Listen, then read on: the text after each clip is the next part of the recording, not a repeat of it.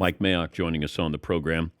I thought about you with these pro days, and we've talked before about a pro day, but I'm just curious, as a GM or former GM and draft analyst, what should we be looking for with these pro days, especially with these quarterbacks? Yeah, I think my whole life of pro days, and that goes back almost 20 years now. When you mention quarterbacks, Dan, I really, it's less about the accuracy. It's less about all the things you think it would be about. And for more, it's about just personally seeing the ball pop out of a quarterback's hands.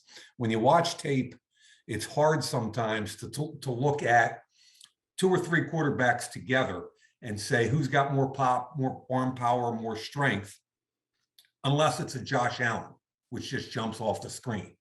Okay. So when you go to a pro day, I'm looking at feet up. I want to see their footwork. A lot of these guys have never been under center, and being under center doesn't matter as much anymore because the NFL's in gun most of the time now anyway. But still, you go back to Bill Walsh, it's all about footwork with quarterbacks. So do they have natural feet? How quick are their feet? How quick's the release? There's the quarterback, Matt Corral from Ole Miss. When you watch his tape, it screams quickness from the feet up. He's got arm quickness. He's got foot quickness. He's got twitch. He's got accuracy. I want to see that in person. Malik Willis, I watched that pro day on television the other day. And I agree with Daniel Jeremiah. The first thing that caught me, and I saw it on tape, but I wanted to see more of it, he wore shorts, right? And you could see how powerful his lower body was. You think you see that on tape, but his lower body, and to me, I don't know how much of a baseball guy you are, but I used to love Nolan Ryan, right? When I was a kid, I used to love and I did some pitching, and I played college baseball, and it was always about the ground up. And with a quarterback, it's about the ground up. Malik Willis's lower body, I mean, you just sit there and go, wow, that reinforces everything I saw on tape. It confirms it. So you look from a quarterback, I want to see the pop. From a defensive end or a corner, I want to see him come out. A defensive end, I want to see his explosion coming out of a stance. From a corner, change of direction. You can see things live when you're 5 yards away from the kid that you can't really see on tape. You know what stood out for me watching Willis was his personality. Yeah. And I don't know how important that is, looking at it as a scout, an analyst, or a GM. But, man, that stuff is contagious. And it looked like he loved playing football. And maybe I'm reading too much into it, Mike. I don't think you are, Dan. And I think at that position, and I think that's the hardest position in all of sports, but I think one of the things you have to have is leadership. Okay? And natural leadership, stuff that you're not faking. Like, I'll give you an example. Marcus Mariota. Got to know him the last couple of years. Really cool, because Marcus is not that outgoing, screaming, yell. He's a quiet individual, but he's got confidence. He's got quiet swag. And when you get in the game, you see some of that fire come out. There's different kinds of leadership. I think what you saw with Malik Willis was just a natural extrovert. And that's really cool. What I'd want to know, again, I wasn't there. I was watching it on TV with you, and I've never met him.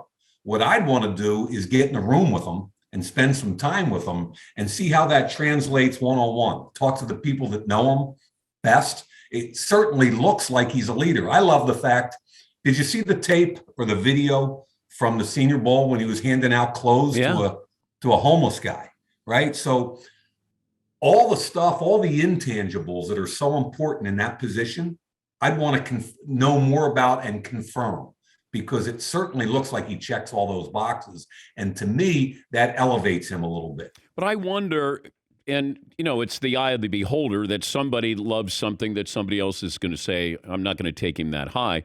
It feels like Detroit could go in at number 2 at Malik Willis. Should they?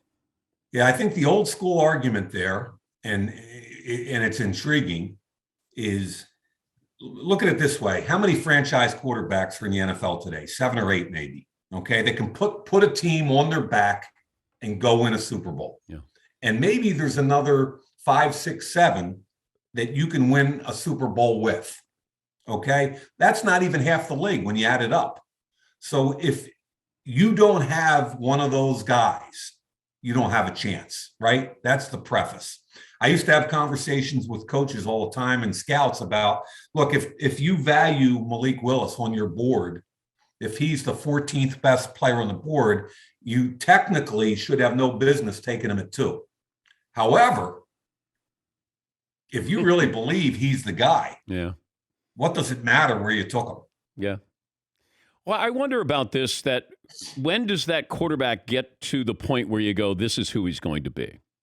Is it second, third year, fourth year, fifth year? Because I'm trying to figure out Tua, trying to figure out Baker Mayfield. Like, what happens next with those two guys? How would you assess that of, Baker doesn't have a job, and Tua, just got Tyreek, so he better be great this year. But is this the year for Tua? It's a great question. What I learned over the last few years is that fit really matters. Okay. And by definition, if you're a top 5 draft pick, you're typically going to a poor football team, so fit matters. Who's your offensive coordinator? Who's your quarterback coach? Do you fit with what they're doing? What are they complimenting you with? What are they putting around you? Can you run the football? What's your offensive line look like? There's so many different things that go into that.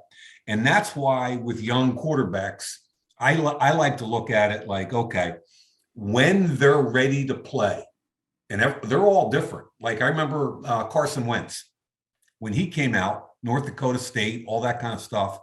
People were saying to me when I was the NFL Network's draft guy, well, can he start week 1? And I said, that doesn't matter. Doesn't matter. When he's ready to start, he will, whether it's week 1, week 8, or year 2. Okay. But you can't do to Carson Wentz or any talented young quarterback what happened to Joey Harrington or Derek Carr's brother. You can't just throw him in there and let him get the crap beat out of him for 2 or 3 years. That's counterintuitive. So that's a long way of saying that I think every quarterback's a little bit different. They're ready at different levels, both physically, emotionally, and mentally. Tua, I think at this point, now you're going to know, what is it, year 3 for Tua? You're going to know this year whether or not he can be in that first or second group of quarterbacks. And Baker Mayfield, 2 years ago, they were a playoff team. He played pretty well. I think there was a lot of stuff going on in that building this year. And obviously they want him out of the building, and he feels the same way. So my mind on Baker's kind of open. It's a different kind of fit. If he gets in the right building, I think he can play. Talking to Mike Mayock, the former Raider GM, former NFL Network draft analyst. Which side of the Tyreek Hill trade do you like, Kansas City or Miami? I find it so intriguing on so many different levels, Dan. And, as a former AFC West general manager who's tried to chase Tyreek and Kansas City for the last 3 years. Yeah. I mean, these sons of guns have won 6 consecutive divisions, and they've been in the AFC Championship game 4 years in a row. And so the question you ask yourself, or at least I do when I saw the trade, is right away, I was like, does that make them less dynamic on offense? And it probably does. Now, Mecole Hardman is within a whisper of being just as explosive as Tyreek. They signed Juju. They signed Valdez-Scantling. I trust Andy Reid. I trust Patrick Mahomes. So will they be a little less explosive? Probably. But the rest of the AFC West, which is fascinating with that arms race, they're all going, hey, there's an opening here. There's a little bit of an opening here, and they've all geared up. Now, the Miami side of it is, they drafted that kid last year, Waddle, and you want to talk about explosive? Yeah. That son of a gun is explosive. So that goes back to what I said a minute ago about Tua, is that, he's got explosive weapons. If their offensive line can play at a level they need them to, I think, that they can be a really good footballer. So I think both sides of this thing is intriguing. When people come up and ask, why are you not the Raider GM any longer? How do you answer that? I liked how you warmed up before you warmed me up before you got into that one. Yes, I did. Yes, that was good. Yeah. That was a veteran move. Yes. How do I say that again? How do I respond? Why are you no longer the Raiders Oh, GM? I think when I got there, they were a 4-12 team, and then we went 7-9, 8-8, and 10-7, and we were on the 9-yard line in the playoffs with 35 seconds left, with 4 shots to tie Cincinnati, who went to the Super Bowl, which kind of shows you how close the NFL is, right? Why am I not that? I think at the end of the day, Dan, it's all about the owner has final say. And I think Mark Davis has a good heart. I like Mark Davis personally. And at the end of the day, he decided that me and Rich Bisaccia didn't get it done at the level he wanted, or that he felt like a couple other guys could get it done at a higher level going forward. And I have to respect that because he's the boss. But if you beat Cincinnati, are you still the GM? I don't know the answer to that. I mean, you'd have to get Mark. Last time you talked to John Gruden? We text back and forth occasionally, and he called me after I got fired. So what's the future? I'm kind of excited. You know, I'm an old guy, and it's good to be excited. And I've never been afraid of a challenge, so I watch tape every morning. The challenge for me, Dan, is that, you know, if I watch tape from 7 to 10, go get a workout for an hour and a half, it's noon, and now I got nothing to do, and I'm not used to that. That sounds like me, Mike. I'm done at noon, and then I got nothing to do. I'm not used to that, and I'm not, you know, going 100 miles an hour back to the speed limit is hard. But what I'm trying to do is I'm trying to keep the balls up in the air. I've had some opportunities to go to NFL teams. I've had some of my television people call me. I kind of look at this, Dan, like at age 63, I know me, and I need to be around football. But whether it's an NFL team, whether it's doing television, or in all honesty, I could go coach the defensive backs at Haverford School right down the street and be really happy. So I'm just trying to keep it all up in the air. And when the right opportunity comes, I think I'll know. Can we have your Raiders gear? You know what I did with it? You'll get a kick out of this. I took about 90% of it before we left Vegas, and I drove down to the local fire station, and I knocked on the door. I didn't know anybody. I just knocked on the door, and this fireman answered the door, and I said, "Listen, it might sound silly, but I just got fired as the Raiders GM."